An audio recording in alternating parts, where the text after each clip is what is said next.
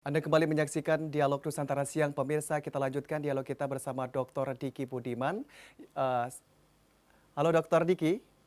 Ya, Baik, iya mengenai Mas Aldi. varian baru virus corona khususnya varian B117 ini. Dengan adanya varian baru ini yang menjadi pertanyaan adalah apakah vaksin sekarang ini dikatakan dapat mengatasi virus varian baru ini? Apakah bisa dikatakan masih efektif, dokter?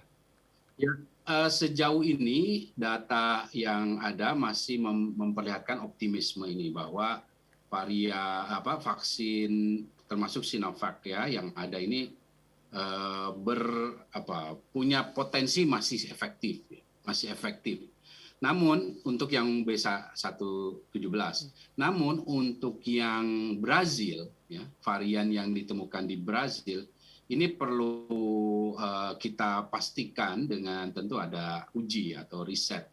Karena untuk vaksin messenger RNA seperti Pfizer Moderna itu disampaikan seperenam efikasinya menurun seperenam dengan varian yang ditemukan di Afrika Selatan. Bukan Brazil, yang di Afrika Selatan. Nah, itu artinya sekali lagi ini menjadi sinyal sangat serius bahwa begitu pentingnya kita harus mengendalikan pandemi ini, ya.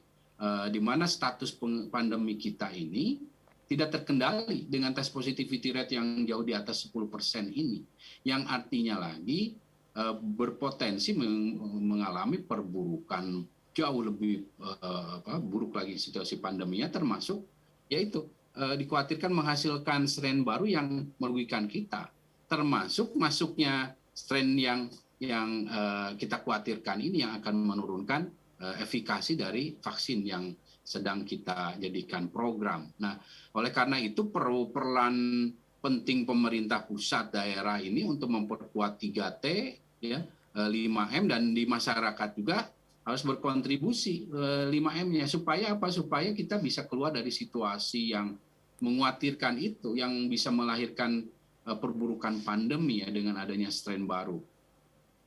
Baik, jadi untuk vaksin sendiri masih perlu ada tahapan lebih lanjut seperti itu ya, Dokter Diki, karena masih tidak semua vaksin bisa dapat mengatasi seperti itu. Dan bagaimana pula dengan adanya virus yang memungkinkan ini menginfeksi terhadap orang yang sudah sembuh dari COVID-19 atau mungkin dengan varian sebelumnya? Berarti vaksin ini juga dikatakan tidak bekerja. Bagaimana pandangan Anda, Ya, Dokter Diki? ya, jadi ada temuannya.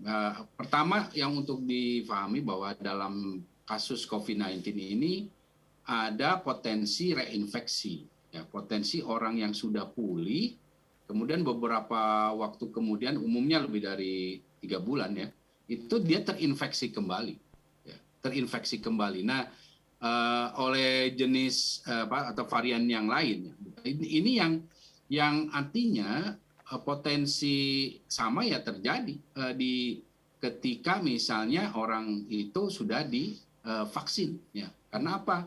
Karena vaksin ini kan tidak melindungi 100%, tidak melindungi 100%. Jadi selalu ada sebagian kecil dari orang yang menerima vaksin itu bisa terinfeksi, ya, bisa terinfeksi. Oleh karena itu sangat penting orang yang menjalani atau sudah melakukan vaksinasi ini untuk tetap menerapkan 5M itu, ya, 3M plus meminimalisir mobilisasi dan juga mencegah keramaian.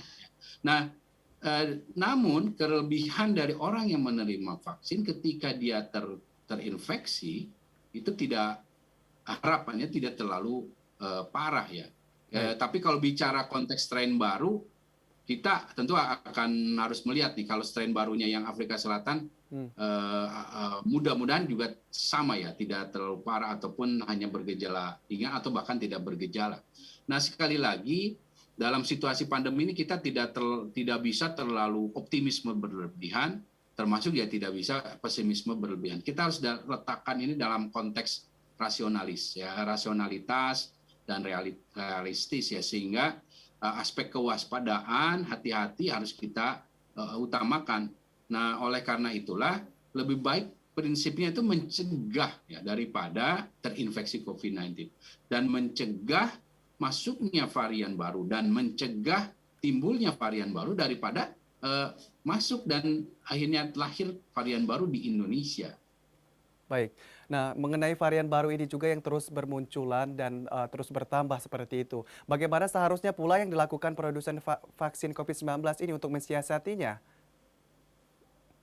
Ya, jadi kaitan sekali lagi bahwa COVID-19 ini memang akan terus menghasilkan varian baru, akan terus menghasilkan mutasi-mutasi yang secara alamiah memang dimiliki oleh RNA virus.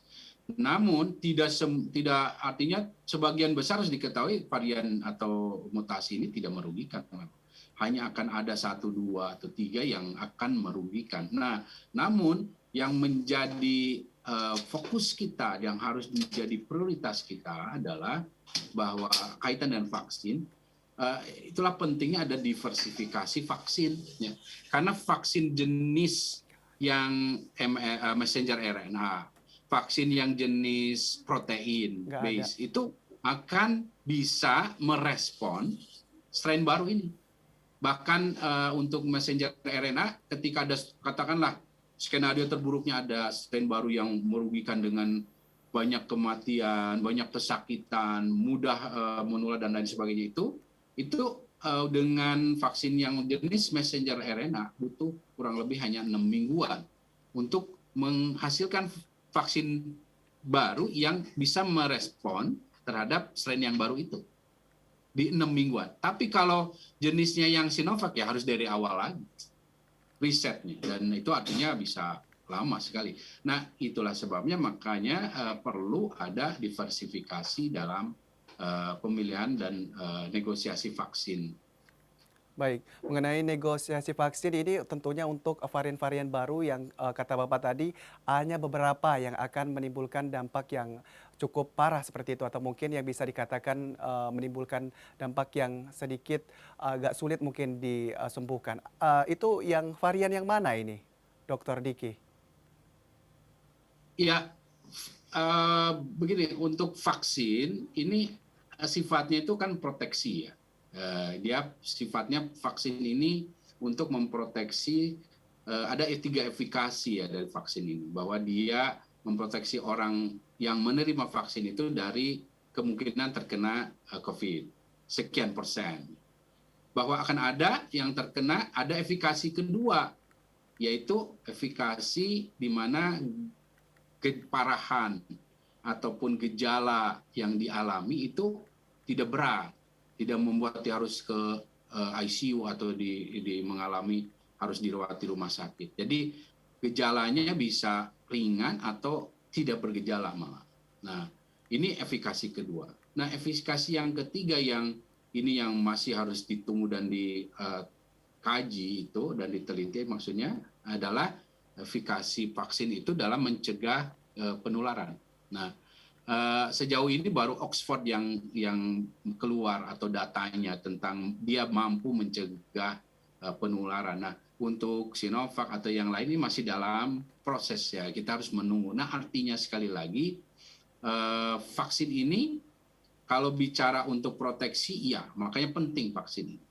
Kemudian, tapi kalau bicara untuk herd immunity atau proteksi komunal ya, komunitas itu perjalanannya masih panjang. Sehingga kita harus kombinasikan vaksin ini supaya tidak merugikan masyarakat, karena masih sebagian kecil dari masyarakat kita kan yang menerima vaksin. Nah, kita harus melindungi lansia, orang yang dengan komorbid, dengan cara apa? Dengan cara penerapan 3T 5M itu. Baik. Testing, tracing, kemudian juga yang 5M tadi yang saya sampaikan, ini harus dipraktekkan, ditegaskan, disosialisasikan oleh pemerintah dan tentu dipatuhi dan dilaksanakan oleh masyarakat.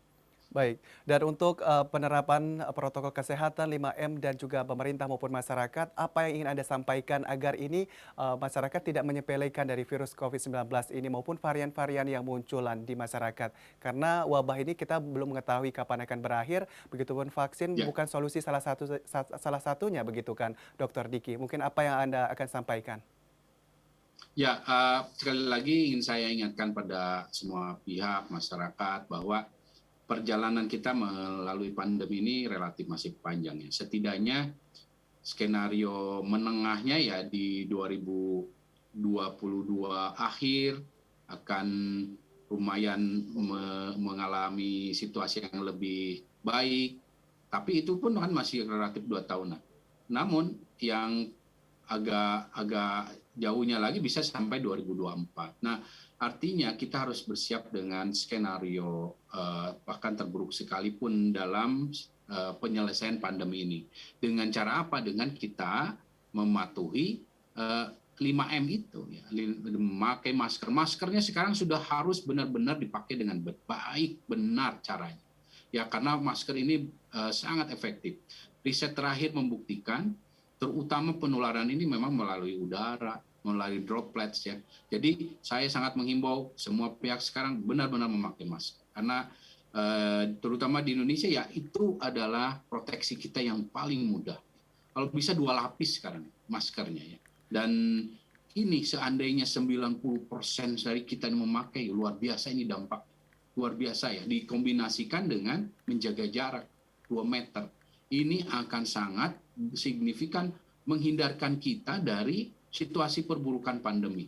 Yang kalau buruk ya kita sendiri yang rugi. Nah ini yang harus kita lakukan sebagai masyarakat dan pemerintah tentu penguatan di aspek deteksi kasus dan masuk di 3T. Nah kombinasi inilah yang harus kita lakukan termasuk mobilisasi meminimalisir mobilisasi pergi hanya bila sangat penting dan Baik. juga jauhi keramaian. Baik, Dr. Diki Budiman, terima kasih atas kesempatannya untuk berdialog di Nusantara TV di program Dialog Nusantara Siang untuk hari ini. Semoga sehat selalu, sukses selalu, dan selamat siang, Terima kasih. Dr. Diki.